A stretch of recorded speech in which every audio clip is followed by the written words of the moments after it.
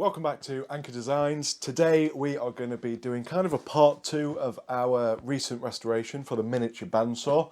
We're going to be building the cabinet. We've got a NVR switch on here, a few little pointers you might be interested in, but this is kind of a what happened video. So I hope you enjoy the video, and let's jump straight into it. Let's get started.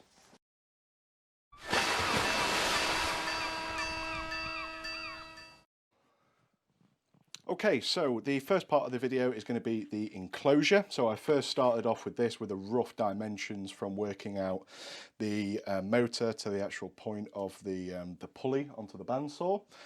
I worked out the length and the sizes roughly, and then I drew that up into Fusion 360 to give me a rough idea and feel of dimensions.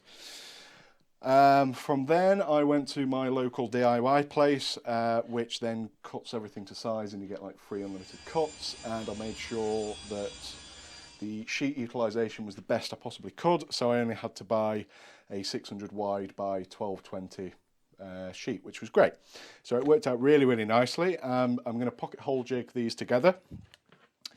And from there, we are then going to start working out the belt length, how it's all going to fit together. And then we also have a pretty nice swanky NVR switch to join onto the cabinet. So I'm not going to walk kind of all through this. I've done a pocket hole jig review and I do use it quite a bit. So I'm just going to have some, footage of how it gets all put together. This is just 18mm hardwood plywood, so it's pretty good quality, and it's going to be nice and fine for what we're wanting to do. So let's jump to some more footage.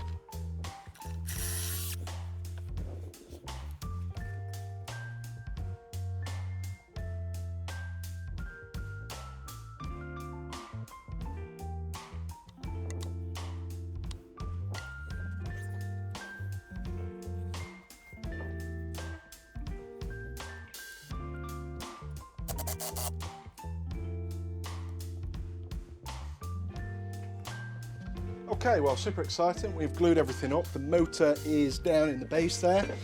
As well, just so you know what I was on about earlier on, we've now got enough room for this box. I'm going to surface mount this. Probably this is going to be the front here, and yeah, surface mounted.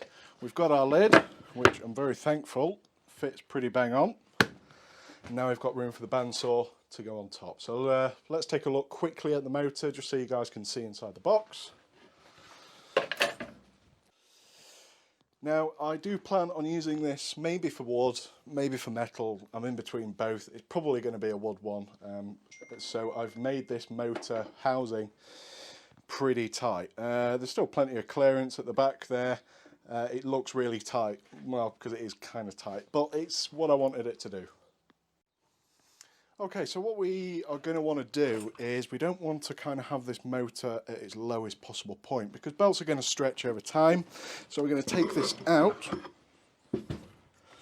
and we're probably going to put some 18mm spacers on the base, but underneath we're going to be using some M6 or M8 countersunk cap heads on the base, and then what we're going to be able to do is there's not a lot of room, but we'll still be able to get in there to adjust the height and tension as we go along. Okay, so this is going to sit in the cabinet itself. You've got to be careful if you are doing something like this, is the rotation of the motor. This is from this side is obviously anti-clockwise. From my side, this is turning clockwise, which is what we want. So the opposite side to this is then going to rotate your blade, obviously pushing downward. Fantastic. So we're going to mount this up here. I'm going to cut out a bit of a notch at the base. We will eventually, when we get more sheet metal equipment, is build a aluminium belt guard, or we can make a provisional one out of wood in the meantime. So let's put this back in. We're going to, as I say, cut out a notch. We can roughly measure this from this point here, work out the lateral adjustment for the belt to be as straight as we can. It's going to be pretty easy because this has got very little clearance to the side, so we're going to be pretty close. So let's take off the lid, move this across, put this back in, measure up, and then we can work out the length of belt that is required.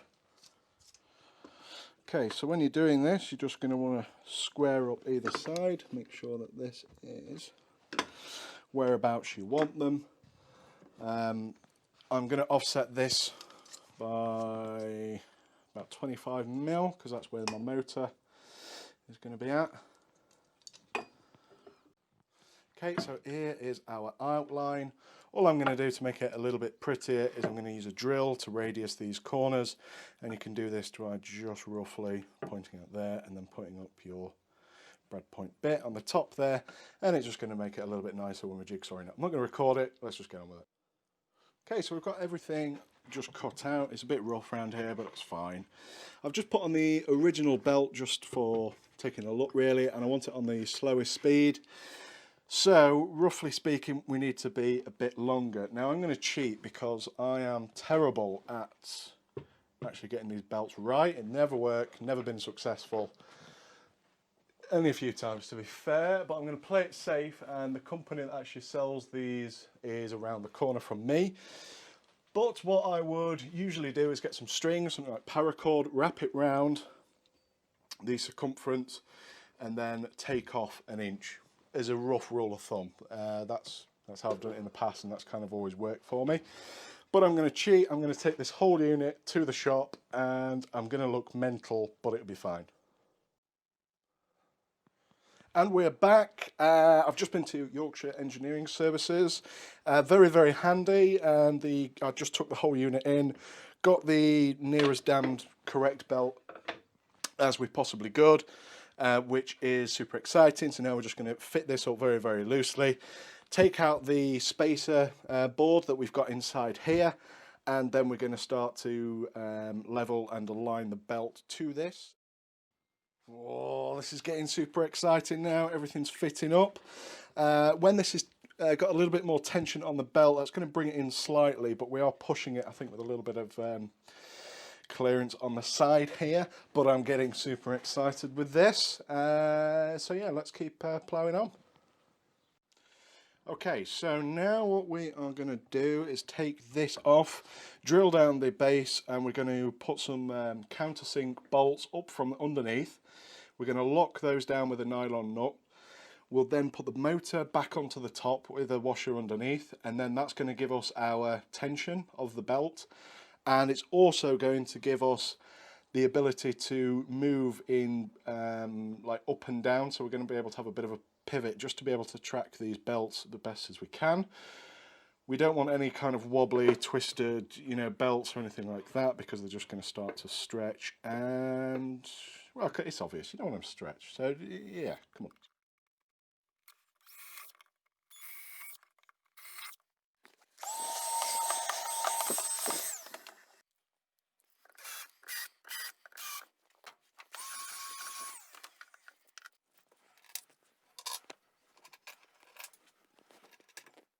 The next day. Well, it's the next day.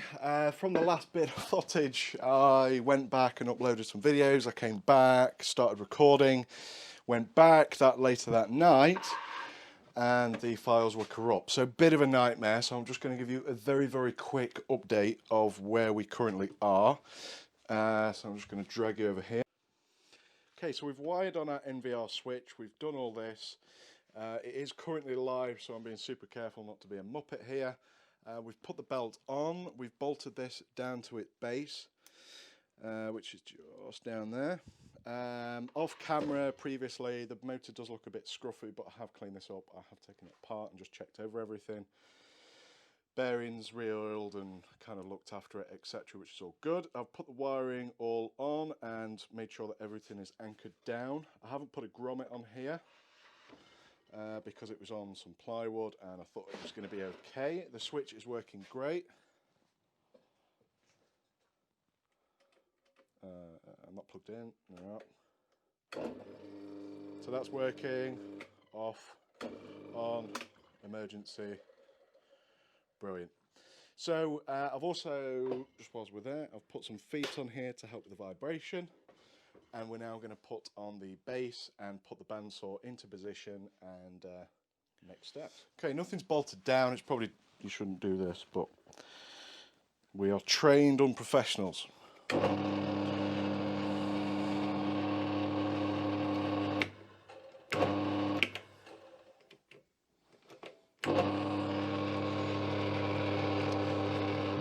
That horrible noise, for whatever reason, has just started because of these balls that I've put on onto the rubber feet. I'm not sure why that is. It's vibrating on something on this workbench, but the tracking looks really good to me.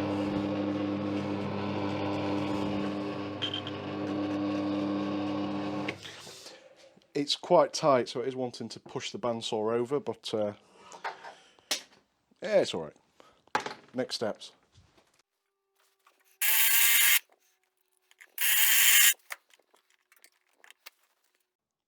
Okay, maybe it's a bit nautical, but yeah, it looks okay. It does the job. It does the job.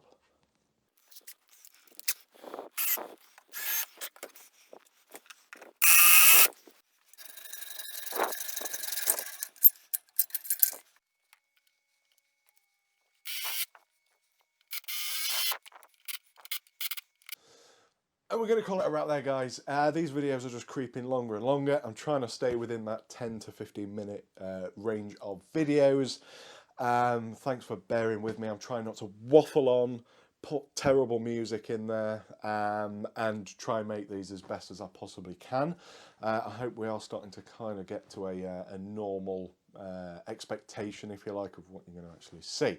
So to summarise, we've made the cabinet, we've put a few features on the side. This was a little bit more of a what happened video, a little bit less of a how-to.